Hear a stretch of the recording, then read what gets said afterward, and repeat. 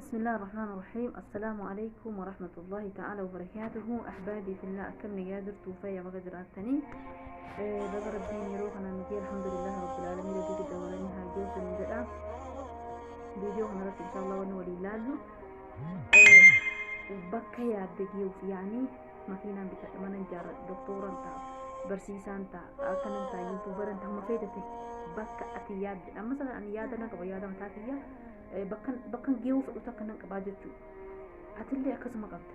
Tayyib bakka san geewu bu'aa baasii guddaa akkas baasisu atillee illee taanillee nan beekaa jechuudha.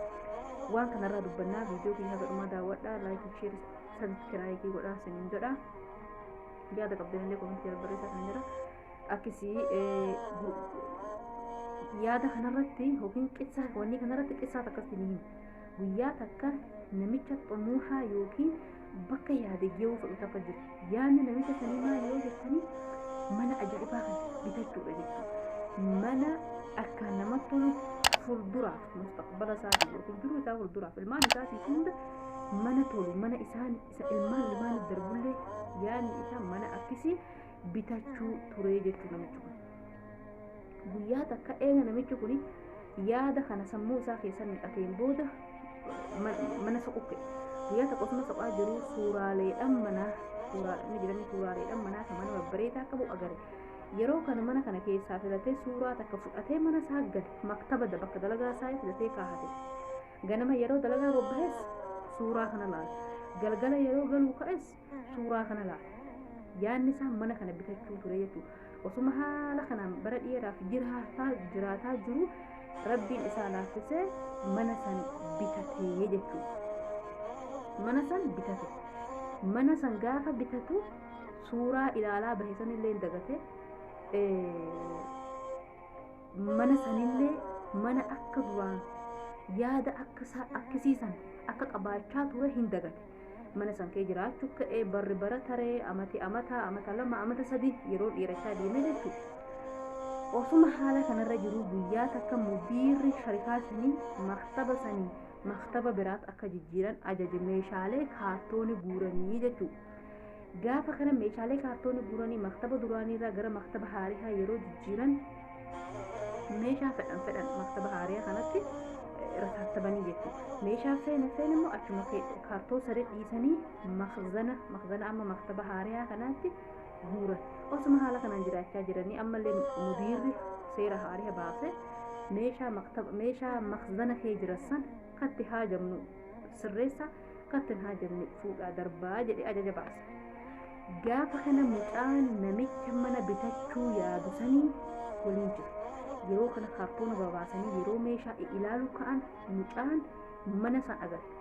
Suuraa manaa abbaan isaa bara dheeraaf maktaba fura dura kaatee ilaalaa bahisan agare. Yeroo kana yaa abbaa kiyya kinoo manni keenya suuraa mana keenyaa kinoo hii jedhe.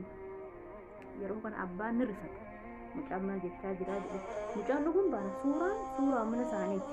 Abbaan suuraa kana kaa'achaa ture mana kanaa bitadhe jedhee mana san bitate garuu suuraa sanillee dagate. Manni sunillee mana akka inni karoora itti qabu san ta'ullee dagateera jechuudha.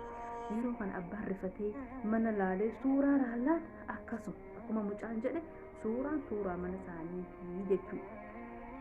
Qissaa kana wanni isinii himee irra hedduu keenya doktora ta'uu feene ijoollummaarraa kaasnee eega of mayyazneerraa kaasnee haa ta'u kaba jiruma fedharraa haa ta'u doktoran ta'a, barsiisaan ta'a, yuutuubaran ta'a, abbaa qabeenyaan ta'a, haadha ilmaaniin ta'a, bultii gaarii horachuun fedha doktora aalima ta'ummaa adda addaa jechuudha. Gaafa waan san rabbii nu haqqaqu hin dagatu.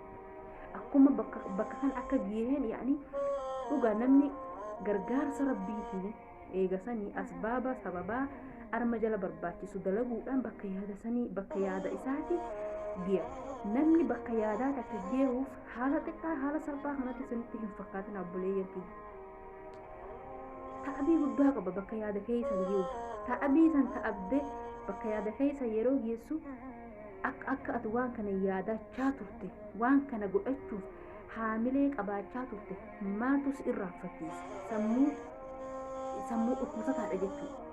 Dura waa takka masalan aniin tuni aalima ta'uun fedha. Okay. Diinii Qur'aan fadu hadiisa barachuu wama adda addaa doktora ta'uu abbaa qabeenyaa ta'uun fedhaa jedhu waan kaayyoo kiyya irra na jiru san dagachuu hin qabu yoo kanin dagadhaa of shakku ta'e galmeeffadhe bakka yaadachuu yeroo gaafan bakka san gee dagachuu hin qabu jechuudha ammallee bakka yaada keessan gee'uuf gufuu hedduu si mudatu hin qubsita baasiis achirras barbaachisullee hin kaffaltu rakkoo achirras mudaturlee hin obsita maaliifi bakka yaaddatan gee'uufi jechuudha akkasii hunda keenya bakka yaanne rabbiin haala salphaan nu hageessisu siniin jedha kan doktorummaa feetanis kan abbaa qabeenyaa feetanis kan mashhuurummaa feetanis kan aalima feetanis kama feetan taha rabbii waan khayrii qabu waan ofii jaalatu irratti bakka isin yaaddessin hageessisu siniin jedha viidiyoon kiyya har'aa kana fakkaataa yoo sinatti nagaa nagaa jiraadhaa. Assalamu alaikum warahmatullahi